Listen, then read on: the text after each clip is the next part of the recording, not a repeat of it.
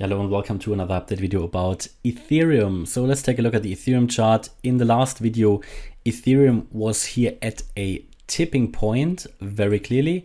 I think in the last video it already started the downtrend, but yeah, in the last or a couple of videos ago, we were here at this tipping point.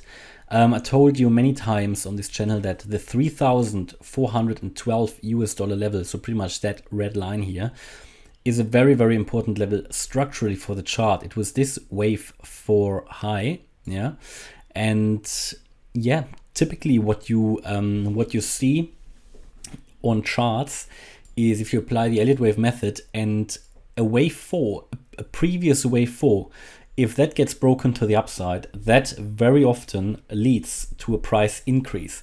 Now you can see here it wasn't really broken. We only very, very briefly got above it and then broke down. So it was basically a fake out here.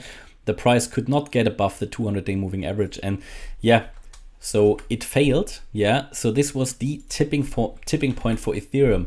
Had it held that level, it could have got into this area here between, as I said back then, 3,890 and 4,650.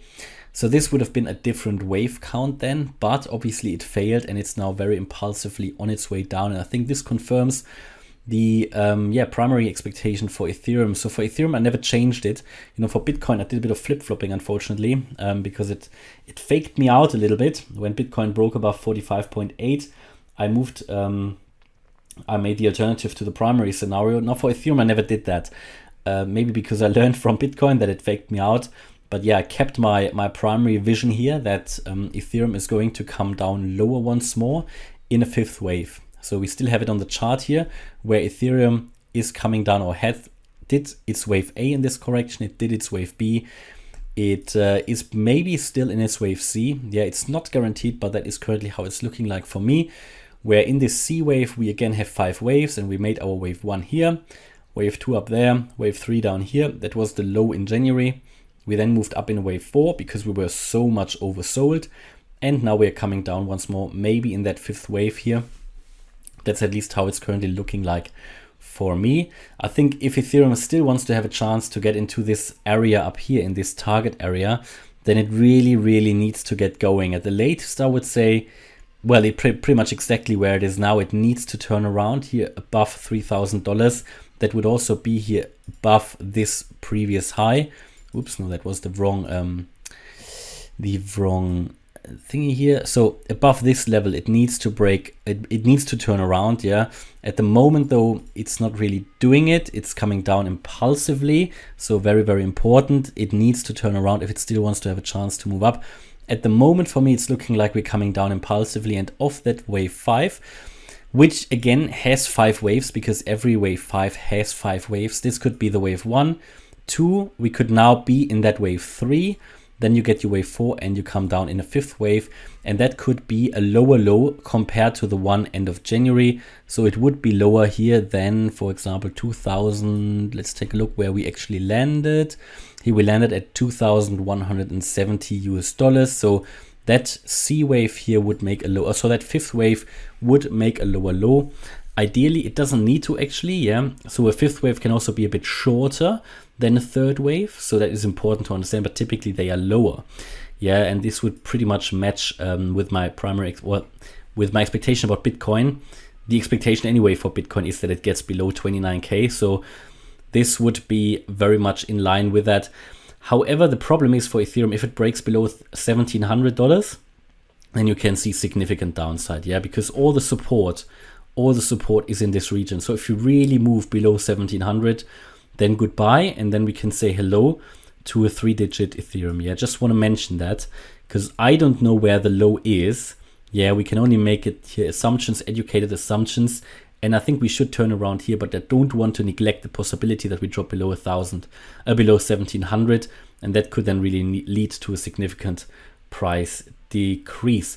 Now we're currently fighting with that $3,000 level. For now, it's holding, yeah, but I think it will fall. We're already below it briefly. We are currently coming down here on the daily. The RSI is in the bearish range here at 42. It's a little bit higher than what Bitcoin is. We currently don't see a shift in momentum, so the downtrend is still very much at play. On the 8-hour chart, we are also here, downside momentum. Now the RSI is starting to turn around without much surprise, because on the RSI, on the 8-hour, you're now oversold. Oversold on the 8-hour means we can probably expect here at some point the MACD to turn around, and that could lead to a little bit of a move up.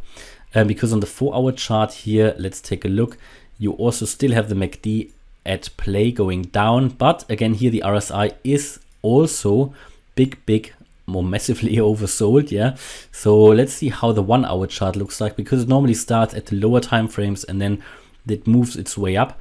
And here we can see that on the 1-hour, yes, you are already moving up. The RSI was also probably oversold and therefore also moving up a little bit, but I think it's not recovering very strongly. But at some point here we're going to see a bit of a recovery. Now that doesn't mean we are doing the turnaround, but it means that it probably needs to do a little bit of a move up before it comes down much further. Yeah, so you can get a bit of a retracement. Maybe if we drop a little bit lower here to 2,935, that would be the 50-day moving average. That would be a logical level where we turn around to the upside before we come down further.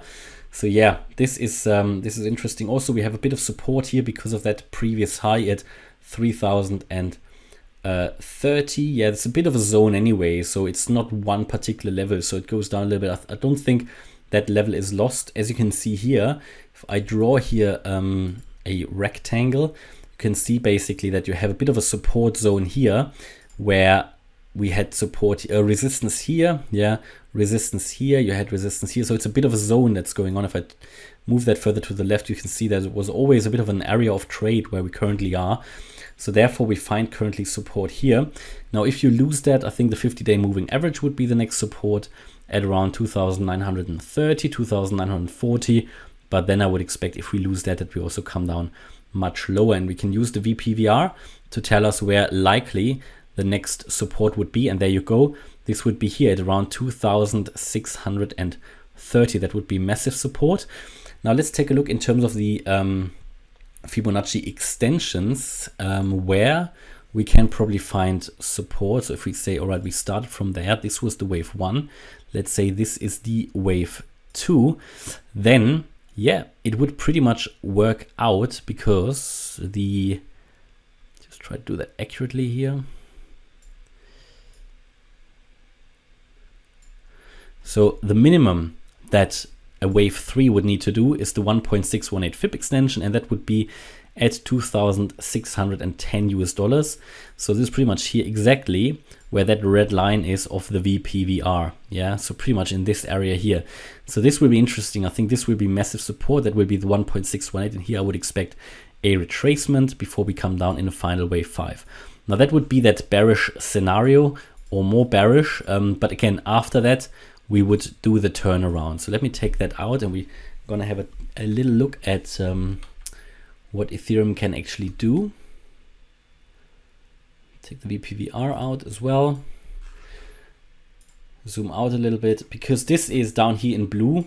This is the target area anyway. This was the target area for the end of the correction all the time.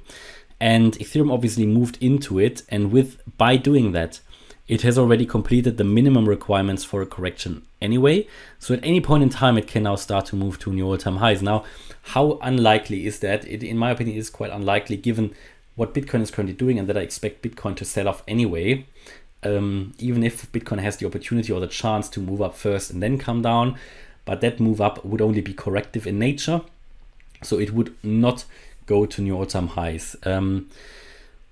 As I said in the last video as well, this wave 4 here looked very much 3-wave like ABC, and therefore confirmed my view that this here was a wave 4.